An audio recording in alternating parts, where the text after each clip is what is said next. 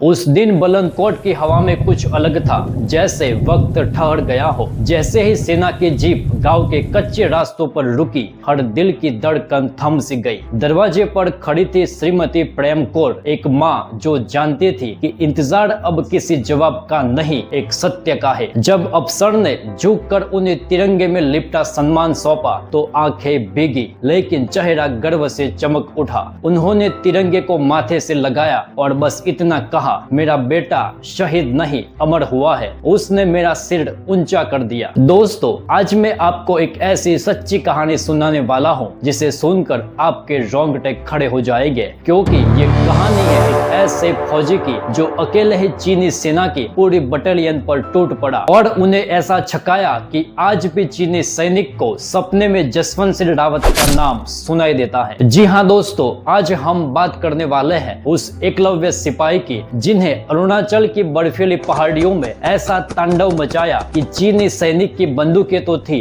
पर हिम्मत जवाब दे गई। तो बेल्ट कस लीजिए, क्योंकि ये कोई आम कहानी नहीं, ये कहानी है जसवंत सिंह रावत की, जिसने अकेले युद्ध लड़कर इतिहास के पन्नों में अपनी अमर गाथा लिख दी। सन 1941 की बात है। उत्तराखंड के शांत और हरे भरे गांव बलनकोट, जिला पौंडी गढ़वाल में एक साधारण किसान परिवार में जन्मा एक बालक जसवंत सिंह रावत। घर में सीमित साधन थे, लेकिन दिल में असीम हिम्मत और आंखों में बड़े सपने। बचपन से जसवंत हर सुबह गांव की पहाड़ियों पर दौड़ लगाता, लकड़ियां काटता और घर के कामों में हाथ बटाता। उसके पिता चाहते थे कि वह एक शिक्षक बने, लेकिन जसवंत का मन फौज में था। स्कूल की पढ़ाई पूरी करने के बाद वे सीधे गढ़वाल राइफल रेजिमेंट की भर्ती में चले गए। गाँव से निकलने वाला यह युवा अब देश की सीमाओं का पहरे बनने जा रहा था। फौज में भर्ती होने के बाद जसवंत ने प्रशिक्षण को पूरी लगन से किया। अनुशासन, ताकत और निशानेबाजी में हमेशा अव्वल रहे। उनके अफसर और साथी उन्हें पसंद करने लगे। कुछ ही सालों में उनकी पोस्टिंग हुई north east frontier agency NEFA, जिसे आज हम अरुणाचल प्रदेश के नाम से जानते हैं। वहाँ हालात कठिन थे, बर्फीली हवाएं, दुर्गम पहाड़ और तनावपूर्ण माहौल। उनकी यूनिट 4 गढ़वाल राइफल को तैनात किया गया था नुरानांग पोस्ट पर, जो कि तवांग के पास था। यह वही क्षेत्र था जहां 1962 में भारत और चीन के बीच भीषण युद्ध हुआ। अक्टूबर 1962 में भारत और चीन के बीच रिश्ते में तनावपूर्ण होते जा रहे थे। सीमा पर चीन की सेना अतिक्रमण कर रही थी। भारत ने फॉरवर्ड पॉलिसी अपनाई, जिसमें छोटे छोटे पोस्ट सीमा के करीब बना दिए गए। नुरंगना पोस्ट उन अग्रिम चौकियों में से एक थी। जसवंत सिंह वहां 5 अन्य जवानों के साथ तैनात थे। मौसम बेहद सर्द था, बर्फ गिर रही थी और ऑक्सीजन की कमी थी, लेकिन सबसे बड़ा खतरा था चीन की सेना। अचानक एक दिन चीनी सैनिकों ने हमला कर दिया और गोलियां चलने लगी। रेडियो पर मैसेज आया, तुरंत पीछे हटो, स्थिति हाथ से बाहर है। लेकिन जसवंत सिंह ने कहा, कुछ भी हो जाए मैं पीछे नहीं हटूंगा, ये मेरा मोर्चा है। अरुणाचल प्रदेश का तवांग जिला समुद्र तल से 10,000 फीट की ऊंचाई पर स्थित है, एक दुर्गम और दुश्वार इलाका। 1962 में यहाँ पक्की सड़कें नहीं थी, ना संचार के सशक्त साधन थे। नुरानांग, जहाँ जसवंत सिंह रावत तैनात थे, एक सकरी घाटी में बसा है। यहाँ बर्फबारी, फिसलन भरी ढलाने और सीमित ऑक्सीजन में हर युद्ध को और कठिन बना दिया। ऐसे स्थान पर अकेले युद्ध करना मानव शक्ति की सीमा को पार करने जैसा था। नुरानांग, जहाँ जसवंत सिंह रावत तैनात थे, एक सकरी घाटी में बसा है। यहाँ बर्फबारी, फिसलन भरी ढलाने और सीमित ऑक्सीजन ने हर युद्ध को और कठिन बना दिया। ऐसे स्थान पर अकेले युद्ध करना मानव शक्ति की सीमा को पार करने जैसा था। 27 अक्टूबर 1962 की रात बर्फ गिर रही थी, सन्नाटा था और जसवंत सिंह रावत के सामने था चीनी सेना का सैकड़ों सैनिकों वाला दस्ता। उनकी यूनिट को पीछे हटने का आदेश मिल चुका था। बाकी जवान सुरक्षित जोन की ओर बढ़ चुके थे, मगर जसवंत सिंह रुके रहे, वो भी अकेले। उनके साथ थी 2 स्थानीय मोनपा जनजाति की बहादुर लड़कियां, सेला और नूरा। ये दोनों बहनों एक भाई की तरह जसवंत की मदद करती थी। खाना बनाना, हथियार भरना, स्थिति पर नजर रखना। जसवंत ने मोर्चे पर लगे 3 अलग अलग बंकरों में मशीन गन सेट की। वे समय समय पर एक से दूसरी जगह जाकर फायरिंग करते, ताकि दुश्मन को लगे कि बड़ी संख्या में भारतीय सैनिक अभी भी मौजूद है। जसवंत सिंह रावत की यह रणनीति चौंकाने वाली थी। 72 घंटे तक उन्होंने लगातार बंकर बदल बदल कर फायरिंग की। की, जिसने चीनी सेना को लगा कि भारत ने अतिरिक्त सैनिक भेज दिए हैं। चीनी सैनिक हर बार पीछे हट जाते। उन्हें समझ नहीं आ रहा था कि इतने कम भारतीय सैनिक इतनी जोरदार प्रतिरोध कैसे कर रहे हैं। जसवंत कभी चाय पीते, कभी नूरा से गोला बारूद भरवाते और फिर दुश्मनों पर कहर बनकर टूट पड़ते। 3 दिनों तक बिना रुके संघर्ष चलता रहा। चीनी सेना ने जबरदस्त हमला किया और अंततः चीनी सैनिक एक बंकर तक पहुंच गए। वह सेना लड़ते हुए शहीद हो गई और नूरा को पकड़ लिया गया। अब जसवंत सिंह के पास सिर्फ एक बंकर, एक बंदूक और कुछ ही गोलियां बची थी, मगर उनका हौसला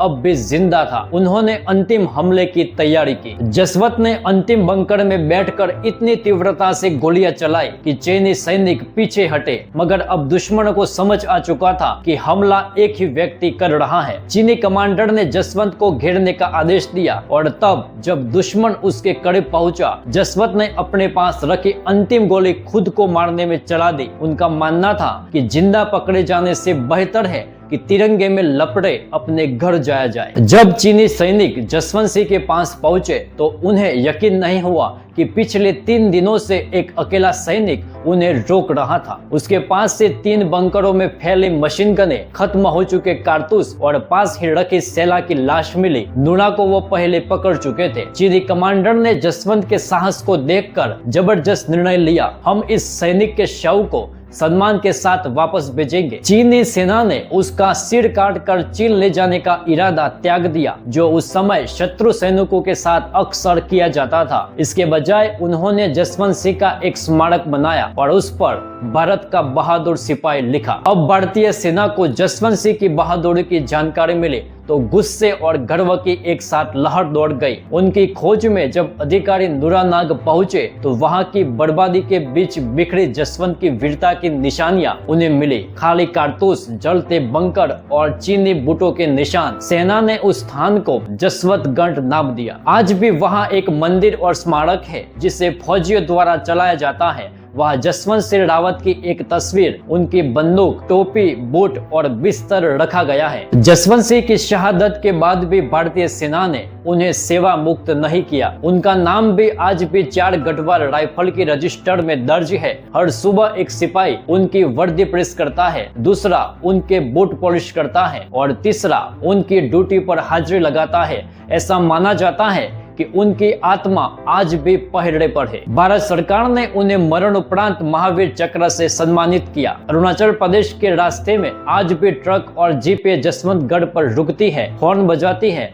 और श्रद्धांजलि देती है। कई जवान बताते हैं कि उनकी उपस्थिति आज भी पोस्ट पर मौजूद होती है। कुछ साल बाद जब युद्ध बंदी बनाए गए सैनिकों की अदला बदली हुई तो नूरा को भी रिहा किया गया। उसने पत्रकारों और अधिकारियों को बताया कि जसवंत ने उसे और उसकी बहन सेला को कभी खतरे में नहीं डाला, बल्कि दोनों की जान बचाने की भरपूर कोशिश की। नूरा ने बताया कि वो अकेला लड़ रहा था, लेकिन उसमें 100 जवानों की ताकत थी। हम खाना बनाते थे, गोला बारूद बढ़ते थे और वो हमें हंसाकर कहता था, घबराओ मत, ये पहाड़ मेरे हैं। आज भी जसवंतगढ़ में तैनात सैनिक उनकी देखभाल उसी श्रद्धा से करते हैं जैसे वे जीवित हो। हर सुबह उनकी पोस्ट पर फाइल चेक होती है, हर महीने उनके वेतन की एंट्री बुक में दर्ज होती है और हर साल उनकी जन्मतिथि पर पूजा होती है। कई जवान मानते हैं कि जब वे डर या थकान महसूस करते हैं तो कोई अदृश्य शक्ति उन्हें संभाल देती है। अरुणाचल की मोनपा जनजाति और गढ़वाल के गाँवों में आज भी जसवंत सिंह को वीरता की लोक कथा सुनाई जाती है। कई सैनिकों ने देखा कि उनके बंकर में रात को कोई अजनबी आकर उनकी बंदूक ठीक कर जाता है, शायद जसवंत सिंह हो। 1962 के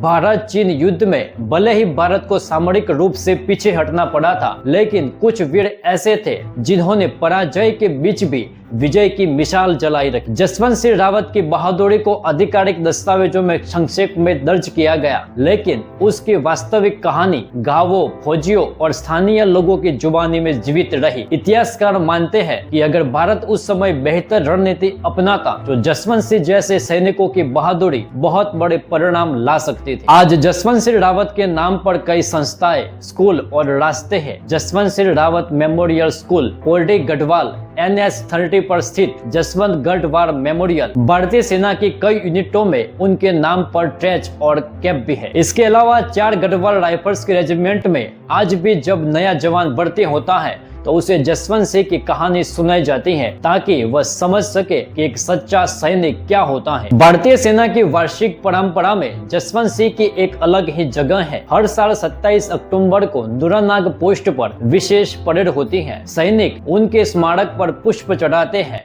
सेना के उच्च अधिकारी उनके परिवार को आमंत्रित कर सम्मानित करते हैं। यह परंपरा पिछले 60 सालों से चलती आ रही है। आज भी जब युवाओं को सेनाओं में भर्ती के लिए प्रेरित किया जाता है तो उन्हें जसवंत सिंह रावत का उदाहरण दिया जाता है, क्योंकि भारतीय सेना का मानना है जो सैनिक देश के लिए 72 घंटे तक अकेला लड़ सकता है वो कभी मरता नहीं, वो अमर होता है। 72 Hours मैटरी वो नेवर डाइड एक हिंदी फिल्म जो उनके बलिदान पर आधारित है। डीडी नेशनल और दूरदर्शन पर डॉक्यूमेंट्री प्रोग्राम्स प्रसारित हुए। कुछ लोकल थिएटर ग्रुप्स ने नाटक और नुक्कड़ नाटकों में उनकी कहानी प्रस्तुत की है, लेकिन बड़े अफसोस की बात है अभी भी उनकी वीर गाथा को एक वैश्विक मंच नहीं मिला जिसकी वह सच्चे हकदार है। जसवंत सिंह रावत अब सिर्फ सैनिक नहीं रहे, वे एक श्रद्धा की आत्मा बन चुके हैं।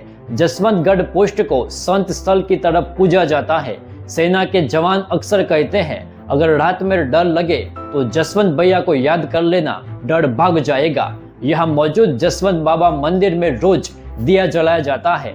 यह एक दुर्लभ उदाहरण है जहाँ एक सैनिक, योद्धा और संत तीनों एक ही रूप में व्यक्ति दिखाई देते हैं। जसवंत सिंह रावत की गाथा का अंत उनकी मौत से नहीं हुआ बल्कि वहीं से शुरू हुआ, एक अमर सैनिक की उपस्थिति का अध्याय।